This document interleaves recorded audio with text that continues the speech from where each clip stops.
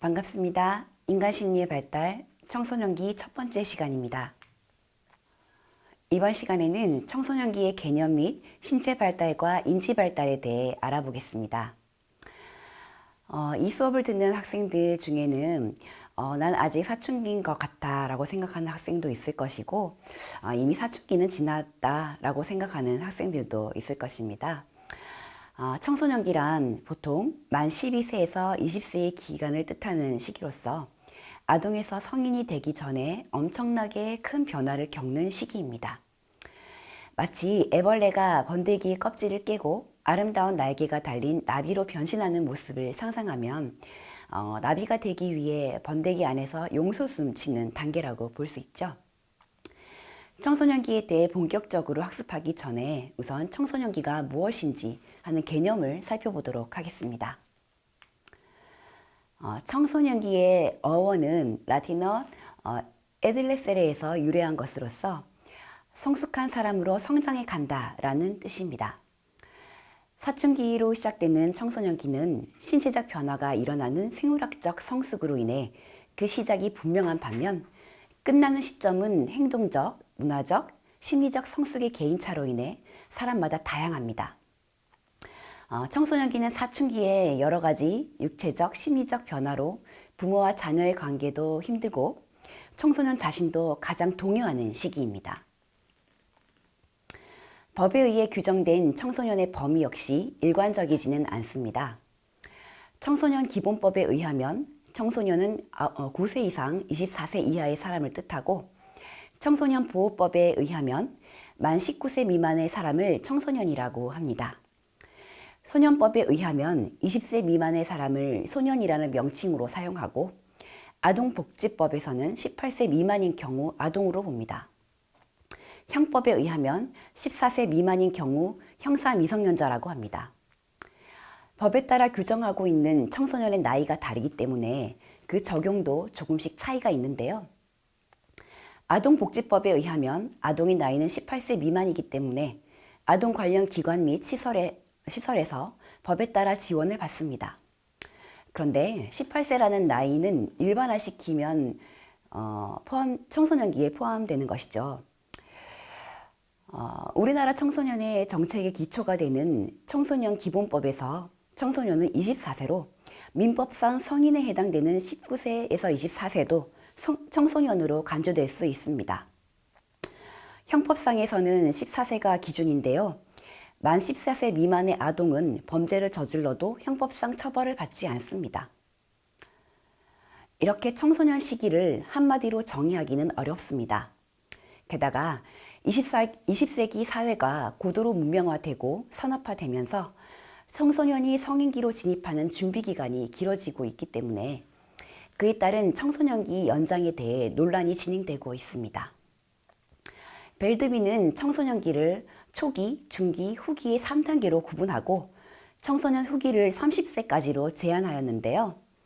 청소년 초기는 11세에서 17세 사이로 주로 생물학적 성숙이 이루어지는 시기입니다.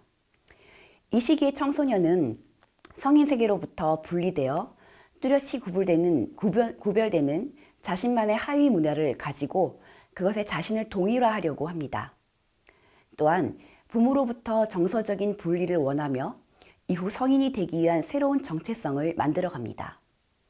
이 과정에서 부모를 멀리하고 부모의 충고에 저항하거나 의심, 불신감을 가지게 됩니다. 이 시기 청소년은 성인이 되는 것에 대한 비현실적인 기대를 하고 미래는 아직 멀었다라고 생각하며 돈이 생기면 친구와 쇼핑을 하거나 놀기의 시간을 보냅니다.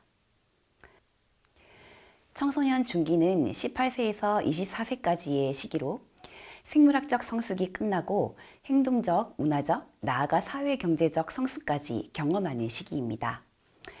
아직까지 기본적으로 부모의 도움을 받고 있지만 앞으로 부모로부터 독립하기 위해 현실 상황에서 자신을 시험합니다. 예를 들어 경제적 자립을 위해 아르바이트를 하거나 부모에게 자신의 의견을 피력하기도 합니다.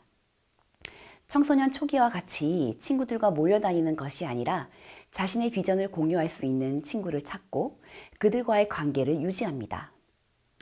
이러한 과정을 통해 힘든 현실과 미래에 직면하고 자신의 기대치를 조정하거나 낮추는 등 현실적인 대응 방안을 탐색하게 됩니다. 청소년의 공격성이나 방어 정도가 이전보다 훨씬 줄어들기 때문에 부모와의 관계는 훨씬 좋아집니다. 그러나 생활 방식, 직업 결정 등에 있어 부모와의 갈등은 여전히 존재합니다. 청소년 후기는 24세에서 30세까지의 시기로 진정한 성인 세계에 진입하는 시기이지만 여전히 인간관계나 직업에 있어 불안정한 측면이 있습니다. 그러나 시간이 지남에 따라 더 나은 삶과 개인의 목표 성취를 위해 적극적으로 성숙하게 행동합니다. 새로운 동료 집단을 형성하고 일에 전념합니다. 정서적으로 자아가 충족되고 안정되면서 부모와의 관계에서도 부모의 입장을 이해하고 상호 존중하는 관계가 됩니다.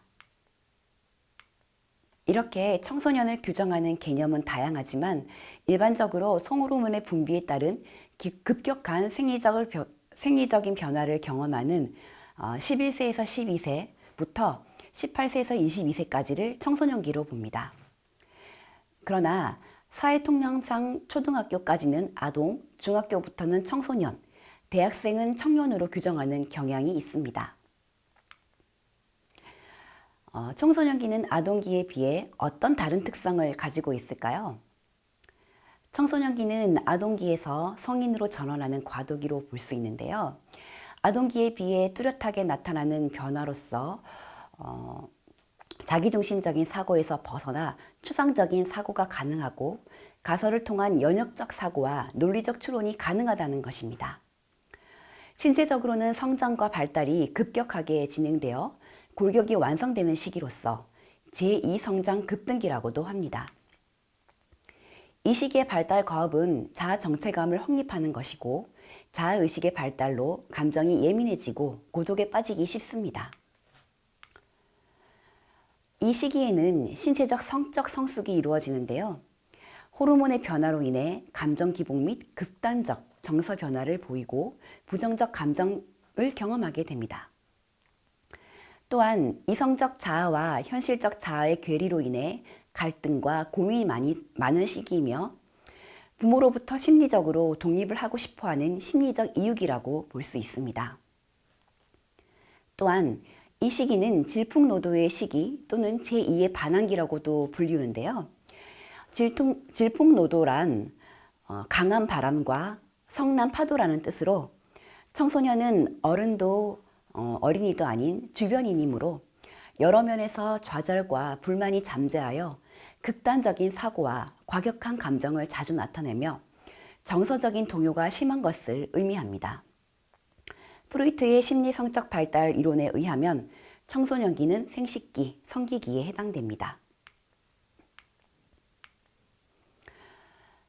사춘기는 성장 급등을 경험하는 시기로 키와 체중의 변화 및 제2차 성징이 나타납니다.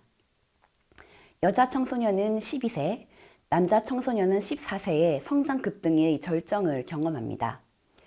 최근 우리나라 청소년의 경우 성장 급등의 시기가 점점 빨라지고 있는데요. 최근 들어 여아의 경우 10세, 남아의 경우 11세가 성장 급등기인 것으로 나타났습니다. 한편 이 시기의 체중 증가는 뼈, 근육, 지방 증가 및 각종 신체 크기의 증가에 기인하는데요. 일반적으로 키와 마찬가지로 체중에서도 여자 청소년은 12세, 남자 청소년은 14세에 체중 증가의 절정을 경험합니다. 체중 역시 과거에 비해 성장 급등기가 빨라져서 여자 청소년은 11세, 남자 청소년은 13세에 성장 급등을 하는 것으로 나타났습니다. 개인차는 있지만 성장 급등이 끝나면 외모와 신체적 능력이 성인 수준에 도달하게 됩니다. 또한 청소년기의 시작인 사춘기가 시작되면서 2차 성징이 나타나는데요. 사춘기가 시작되면서 성호르몬 분비에 의해 나타나는 신체상의 성적 특징을 2차 성징이라고 합니다. 즉, 여자아이가 성인 여성의 신체로 변하고 남자아이가 성인 남자의 신체로 변하는 과정이라고 볼 수 있습니다. 조금 전 사춘기의 신체적 변화와 함께 2차 성징에 대해 살펴보았는데요. 청소년기의 신체 변화 중 가장 큰 폭의 변화이며 동시에 그 모양과 구조가 완전히 바뀌는 질적인 변화가 바로 2차 성징이죠. 사춘기의 2차 성징은 어떻게 오는 것일까요? 살펴보도록 하겠습니다. 사춘기가 되면 남자아이들은 수염이 자라거나 가슴이 커지는 등 신체상의 변화와 생식 능력이 생기게 됩니다. 여자아이 역시 가슴이 커지고 허리가 들어가는 등 신체의 변화와 함께 생리가 시작되면서 생식 능력이 생기게 됩니다. 이러한 변화를 주도하는 것이 성호르몬인데요. 일반적으로 테스토스테론은 남성 호르몬, 에스트로겐은 여성 호르몬으로 알려져 있습니다. 하지만 사실 이 두 호르몬은 남녀 모두에게 있으며 단지 두 호르몬의 상대적인 양의 차이에 따라서 남성과 여성의 특징이 나타나는 것이죠. 테스토스테론은 여성보다 남성에게 많이 있는 호르몬으로 남성의 성기를 구성하려는 고환과 음경을 발달시키고 정자의 생산이 가능하도록 신체 내부의 구조적인 변화를 만듭니다. 또한 변성과 수염, 채모 등이 나타나게 합니다. 여성은 남성과 비교할 때 테스토스테론의 양이 적은 반면 에스트로겐을 더 많이 가지고 있습니다. 이 에스트로겐의 양이 사춘기에 폭발적으로 증가하면 여성의 신체 변화에 중요한 역할을 하는데요. 유방과 자궁, 질의 발달에 영향을 주고 체지방의 분포에도 영향을 미쳐 전체적으로 남성의 신체보다 곡선이 더 많은 여성의 신체 모양을 형성합니다. 또한 겨드랑이 털 및 생식기에 털이 나타나고 초경이 시작됩니다. 사춘기가 시작되는 연령은 개인에 따라 차이가 있습니다. 또래에 비해 먼저 성숙하거나 뒤늦게 성숙하기도 하는데요. 조숙한 청소년이나 만숙한 청소년이나 모두 시간이 지나면 신체적 발달의 차이는 사라지게 되지만 문제는 신체 성숙의 속도가 청소년의 정서 및 행동에 중요한 영향을 미친다는 점입니다. 다음의 표를 보면 사춘기 동안의 조숙한 남자 청소년은 만숙한 남자 청소년보다 자신의 용모에 더욱 만족합니다. 만숙한 남자 청소년에 비해 조숙한 남자 청소년은 또래 여자 청소년들과 신체적 성장이 비슷하므로 쉽게 친해질 수 있습니다. 그들은 적극적, 독립적인 성향을 가지고 안정감과 자신감이 있으며 자기 존중감이 높습니다. 따라서 집단 내에서 인기가 많고 동료들 사이에서 리더 역할을 하는 경우가 많습니다. 반면 만숙한 남자 청소년의 경우 조숙한 남자 청소년에 비해 신체적인 열등감으로 인해 심리적으로 불안해하고 안정감이 부족합니다. 학습에 대한 열의가 부족하고 주변의 관심을 끌려고 노력하지만 집단 속에서 인기가 없는 편입니다. 그러나 사춘기가 지난 다음 조숙한 남자 청소년은 긍정적이며 동시에 부정적인 성격을 형성하게 되는데요.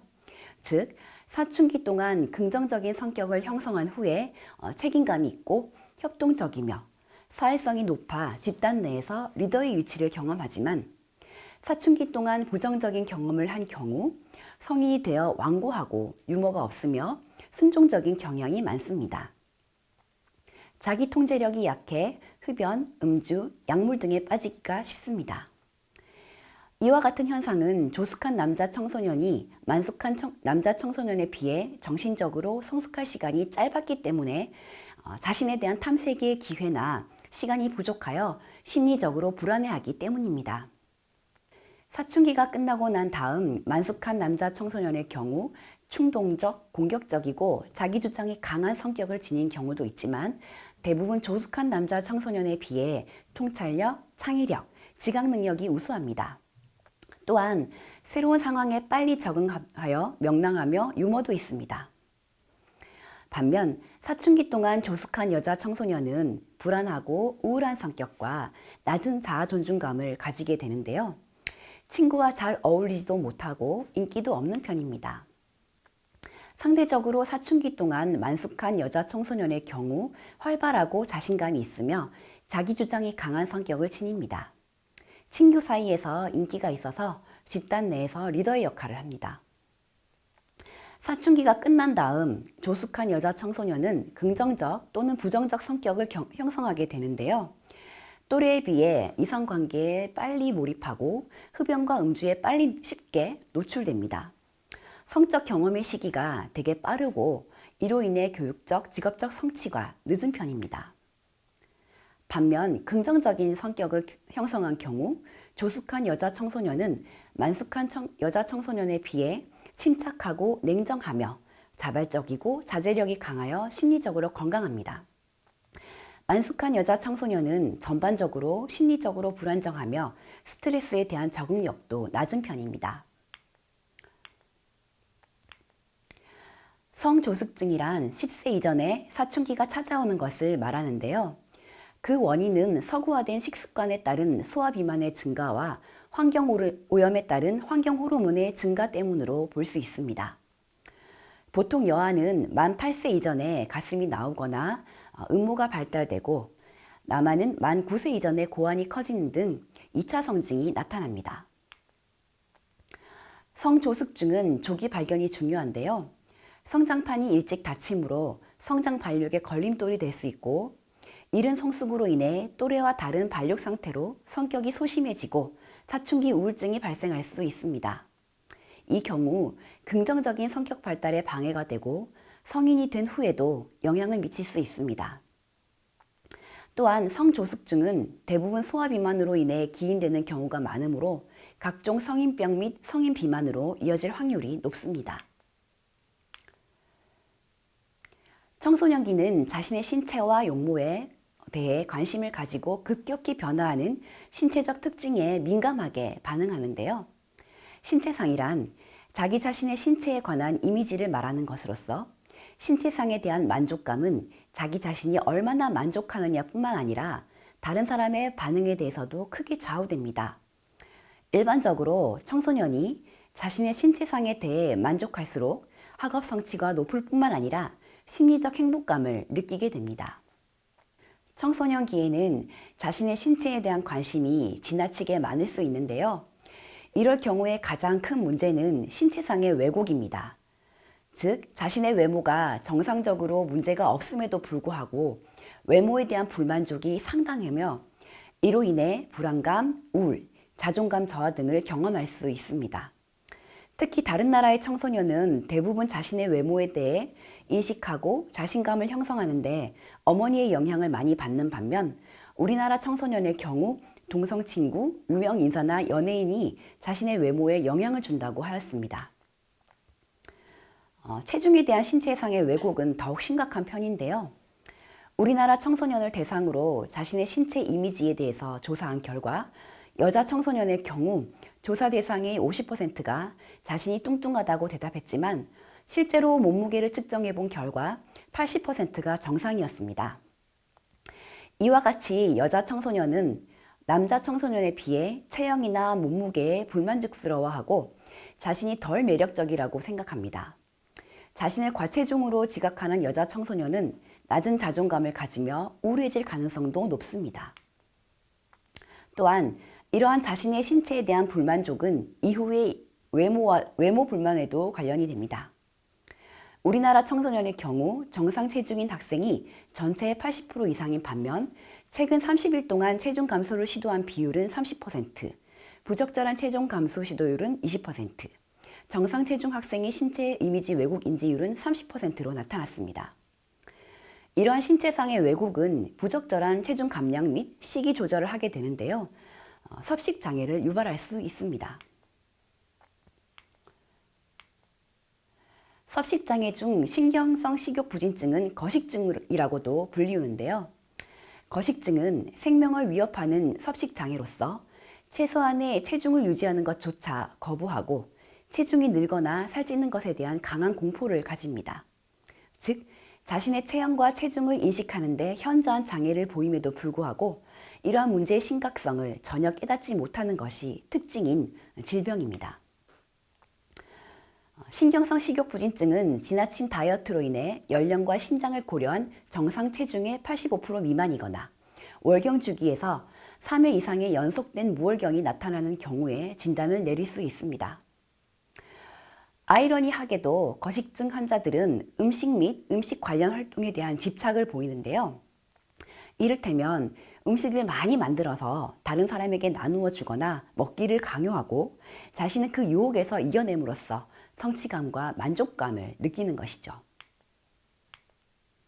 신경성 폭식증은 일반적으로 폭식증이라 불리우는 장애로서 한 번에 집중적으로 많은 양의 식사를 하고 배가 부른데도 음식을 섭취하는 것을 멈출 수가 없는 장애를 말합니다. 보통 3개월 동안 일주일에 1회 이상 나타날 때 이상의 폭식 사파와 그에 따른 보상 행동을 하게 되는데요. 이때 보상 행동이란 살이 찌는 것을 피하기 위해 구토나 하제, 이뇨제 사용 혹은 과도한 운동을 하는 것을 말합니다. 폭식증 환자의 경우 폭식 후에 죄책감, 후회, 수치심, 모욕감을 느끼므로 보통 비밀리에 폭식 행동을 하고 음식을 숨기는 행동을 합니다. 그래서 가족들은 환자가 폭식증이라는 사실을 빨리 깨닫지 못하는 경우가 많습니다. 폭식 후 보상을 하기 때문에 일부 과체중이나 저체중을 보일 수 있으나 대체로 정상 범위를 유지하고 있습니다. 반복적인 구토는 치아의 에나멜층을 손상시켜 충치를 유발시키는 등 신체의 손상을 유발할 수도 있습니다. 네, 식사량을 조절하지 못해 폭식과 후회를 반복하는 이 폭식증 환자가 늘고 있습니다. 스트레스와 우울감, 불안감이 가장 큰 원인이기 때문인데 이 폭식 증상뿐 아니라 심리 치료까지 함께 해야 한다는 지적입니다. 김잔디 기자가 보도합니다. 실직에 이은 여자친구와의 이별로 심한 스트레스를 받고 있는 33살 이모 씨. 스트레스를 먹는 것으로 푸는 게 습관이 됐고 석 달간 체중이 15kg이나 늘었습니다.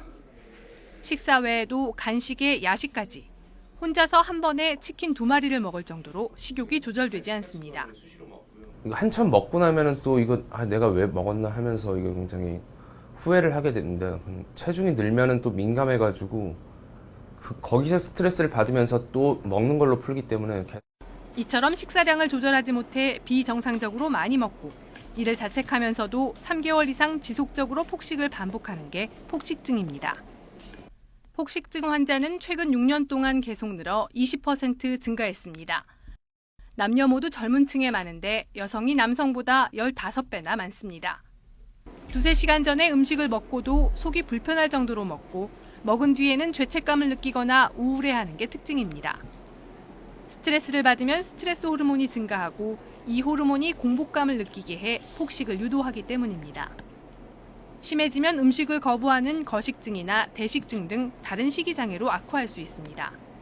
식장애에서 주로 동반되는 그 우울증이나 불안증 이런 것들이 이제 덩달아서 방치되는 거기 때문에 이것이 이제 제대로 조절이 안 될 경우에는 그 우울장애나 불안장애가 더 심해지면서 다른 양상으로 번질 수가 있겠죠.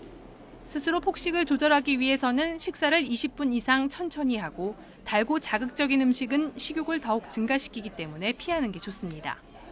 주위에 폭식증이 의심되는 사람이 있다면 그 증세뿐 아니라 이유에 대해서 관심을 갖고 공감과 격려를 해주면 도움이 됩니다. YTN 김잔디입니다.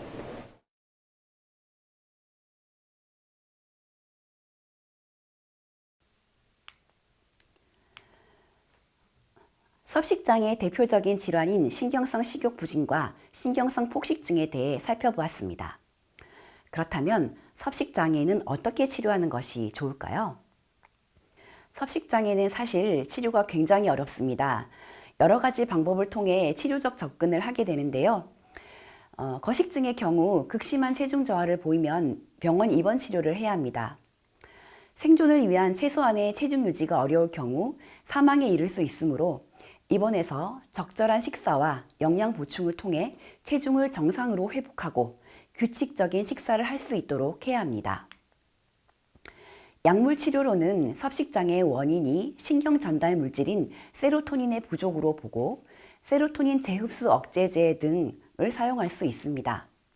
세로토닌 재흡수 억제제는 항우울제이므로 체중 회복과 함께 우울, 불안 등의 정서 조절도 할 수 있습니다.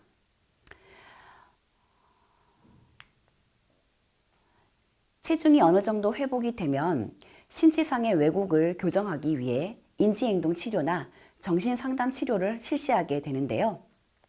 자신의 체중, 신체상에 대한 만족감이 아닌 다른 측면에서 인식하도록 돕고 음식과 무관하게 자신의 인격적인 강점을 파악하도록 합니다. 섭식장애는 가족의 역동과도 관련이 있으므로 가족 치료도 매우 중요합니다. 어린 시절 가족과의 관계에 문제가 있는 경우 보상 심리로 음식을 이용하는 경우가 많은데요. 특히 청소년기에 섭식장애가 오는 경우 가족 치료만으로 회복이 되는 경우도 많습니다.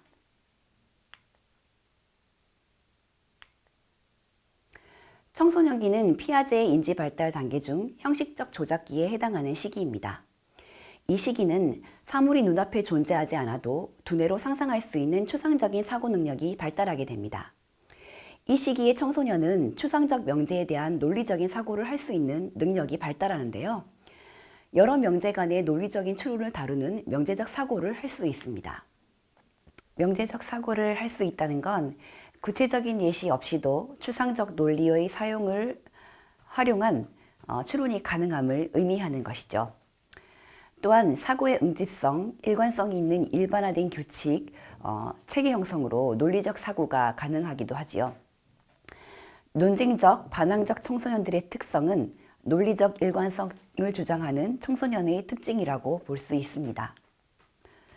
청소년기는 피아제의 인지 발달 단계 중 형식적 조작기에 해당하는 시기입니다. 이 시기에는 사물이 눈앞에 존재하지 않아도 두뇌로 상상할 수 있는 추상적인 사고 능력이 발달하게 됩니다. 이 시기에 청소년은 추상적 명제에 대한 논리적인 사고를 할 수 있는 능력이 발달하는데요. 여러 명제 간의 논리적 추론을 다루는 명제적 사고를 할 수 있습니다. 형식적 조작기의 청소년은 가설 검증적 사고가 가능한데요. 즉, 다양한 현상에 대해 여러 가지 가설을 세우고 이를 검증하는 자료를 수집할 수 있습니다. 피아제는 형식적 조작기의 청소년은 어린 과학자로서의 사고 기능을 성공적으로 수행할 수 있다고 보았습니다. 논리적 사고가 가능함으로써 미래지향적 사고가 가능해지는데요. 한 가지 문제에 대해 다양한 대안 및 여러 가능성 검토가 가능하며 가능성을 증명하는 가설 검증적 사고로 실제 세계를 이해할 수 있습니다. 또한 형식적 조작기의 청소년은 조합적 사고가 가능한데요. 조합적 사고란 동일성, 상보성, 가역성 원리를 통합하여 두 범주 이상의 변수를 실제로 조작하지 않아도 정신적으로 이해할 수 있는 인지 능력을 말합니다. 인헬더와 피아제는 전자과제를 통하여 청소년의 조합적 추리 능력을 발견하였는데요. 이 과제에서 진동을 정확하게 맞추기 위해 줄의 길이, 줄에 달린 추의 무게, 추를 어느 정도로 힘을 주어 밀었는지 고려해야 하는데요. 형식적 조작기의 청소년은 각 변인을 따로따로 검증하고 필요하다면 그 변인들을 조합하여 검증하고 결국 줄의 길이가 추의 진동 차이를 만든다는 것을 스스로 발견할 수 있습니다. 형식적 조작기의 청소년은 조작 기능과 사고가 체계적으로 발달하는 명제적 사고가 발달하는데요. 조합적 사고와 명제적 사고가 결합되어 일련의 진술이나 문장에서 논리적 일관성 추구가 가능하게 됩니다. 이 시기에는 연역적 사고도 가능한데요. 미래 사건에 대한 연속성과 가능성에 대한 추론이 가능해지면서 미래에 대한 계획을 세울 수 있습니다. 또한 주어진 가설적 명제에 대한 추상적 유동적인 창의적 반응이 가능합니다. 즉, 가설을 설정하고 자료를 수집하고 다양한 추론과 논리적 사고를 통하여 검증할 수 있다는 말이죠. 이 시기는 지능이 정점에 도달하는 시기로서 창조적 사고가 가능하고 타인의 주장을 자신의 입장에서 평가 가능한 시기입니다. 청소년기에는 메타인지 혹은 상위인지가 발달하는데요. 이것은 자신의 인지에 대한 인지 또는 과정에 대한 각성을 지칭하는 상위 수준의 지식 등으로 정의되는데요. 자신의 인지 과정이나 사고에 대해서 생각하는 것을 의미합니다. 즉, 자신의 인지 과정을 계획, 조정, 관리하는 것과 관련되어 있습니다. 예를 들어 심리학 공부를 할 때 다음 장으로 넘어가기 전에 이번 장의 내용을 머릿속에 정리하여 복습하는 인지활동이 바로 여기에 해당됩니다. 청소년들은 이상주의적 사고를 나타내는데요. 매우 다양한 가능성에 대해 생각하며 논리적으로 맞으면 현실에서 그렇게 되어야 된다고 생각하는 이상주의가 나타납니다. 특히 자신, 타인, 사회 등이 이상적이었으면 하는 특성에 대해 사고하며 논리적으로는 가능한데 실제 상황에 대해 그렇지 않은 것에 대해 비판합니다. 예를 들어 이상적인 학교, 이상적인 부모와 가정 등에 대해 생각하며 그런 학교와 가정을 꿈꾸지만 실제로는 그렇지 않은 현실에 대해 비판하고 논리적으로 묻게 되면서 교사와 부모와 갈등을 경험하게 됩니다. 전 조작기의 유아는 자기중심성을 보이고 형식적 조작기의 청소년은 타인과 사고의 관점을 추론할 수는 있지만 급격한 신체 변화와 정서적 변화로 인해 자신의 외모와 행동에 몰두되어 있습니다. 따라서 다른 사람들도 자기만큼 자신에게 관심이 있다고 생각하여 자신의 관심사와 타인의 관심사를 구분하지 못하는 현상을 보입니다. 이것이 바로 청소년기에 나타나는 자아중심성입니다. 청소년기의 자아중심성은 청소년 초기에 나타났다가 15세에서 16세에 정점을 이루고 대인관계 형성 경험을 통하여 나이가 들수록 줄어듭니다. 청소년기의 자아중심성을 반영하는 대표적인 독특한 사고와 행동 양식은 상상적 청중과 개인적 우화 현상입니다.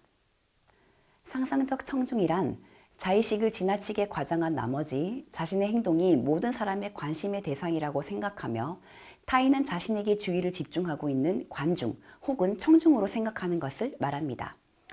청소년들은 다른 사람들이 자신에게 관심을 집중하고 있다고 생각하기 때문에 타인이 알아차리지 못할 작은 실수도 심각하게 고민하고 당황하고 예민하게 반응합니다. 예를 들어 이마에 작은 여드름이 나게 되면 모든 사람들이 자신의 여드름을 쳐다보고 주의를 기울인다고 믿기 때문에 자꾸 손으로 가리고 만지는 등의 행동을 하여 오히려 여드름을 악화시키기도 합니다. 청소년들은 항상 청중을 의식하며 행동하게 되므로 많은 에너지를 쓰고 사소한 언행에도 신경을 많이 쓰게 됩니다. 개인적 우화란 자신의 경험은 독특하다 못해 특이하기 때문에 다른 사람들과는 다르다는 강한 믿음을 말하는데요. 예를 들면 첫사랑에 빠진 여학생의 경우 자신의 사랑에 대한 감정은 매우 독특하고 특별해서 다른 사람이 느끼는 사랑과는 다르며 누구도 자신과 같이 열정적이고 숭고한 첫사랑을 경험하지 못할 것이라고 생각합니다. 이런 개인적 우화 현상으로 인해 청소년들이 위험한 행동을 하다가 크게 다치는 경우가 종종 있는데요. 학교에서 성교육을 받지만 자신은 피임하지 않아도 임신하지 않을 거라는 믿음으로 성관계를 하다가 임신을 할 수도 있고 위험한 행동을 해도 자신은 다치지 않을 거라는 믿음으로 높은 곳에서 뛰어내리기도 합니다. 가족보다는 또래 집단과의 어울림에서 해방감을 찾는 그들이다. 이런 다양한 행동의 원인을 놓고 가장 많이 알려진 분석은 호르몬 증가다. 청소년기 아이들은 남성 호르몬인 테스토스테론이 일생 중 가장 왕성하게 분비되면서 공격적이면서도 경쟁적이고 독립성까지 띠게 된다. 그리고 청소년기의 특징적인 행동에서 또 한 가지 중요한 해석이 바로 뇌과학적 시점이다. 키만큼이나 급격히 성장한 뇌가 아이들에게 신호를 보내는 것인데 그 중에서도 가장 많은 신호를 보내는 영역이 전두엽이다. 그렇다면 전두엽과 청소년기의 행동 특징은 어떤 연관이 있다는 것일까? 그 해답을 단적으로 보여주는 사례가 있다. 1848년 미국의 한 철도 회사에서 폭발 사고가 일어나고 그 사고로 게이지라는 청년은 그만 끔찍한 일을 겪게 된다. 현장에 있던 철근이 머리를 관통하고 만 것이다. 그 후 뇌를 절단하는 큰 수술 끝에 가까스로 목숨을 건진 게이지는 다시 직장 생활을 이어갈 수 있었지만 문제는 그때부터 성실했던 그가 전과는 달리 안절부절 못하며 무책임하고 폭력적인 사람으로 변한 것. 그가 절단한 뇌 부위가 바로 전두엽이었다. 뇌는 일반적으로 뒤에서 앞으로 자라기 때문에 그중 앞쪽에 있는 전두엽은 가장 늦은 발달을 하게 된다. 그 시기가 10대 청소년기와 맞물린다. 전두엽은 인간을 다른 동물과 구별짓는 가장 중요한 부위로서 운동 중추를 통제하고 주의 집중, 선택, 억제 등의 기능에 관여하기에 사고력이 정점을 맞는 영역이기도 하다. 그런데 10대 청소년의 행동을 두고 전문가들이 주목하는 뇌 부위가 더 있다. 바로 전전두엽이다. 전전두엽은 운동 중추를 제외한 계획, 판단, 자기 억제와 같은 고도의 이성적 사고를 관장하는 부위다.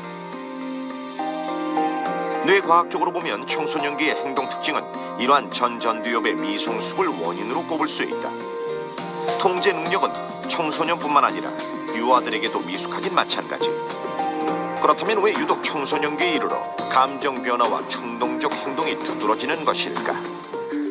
비밀은 감정의 뇌라 불리는 변연기가 쥐고 있었다.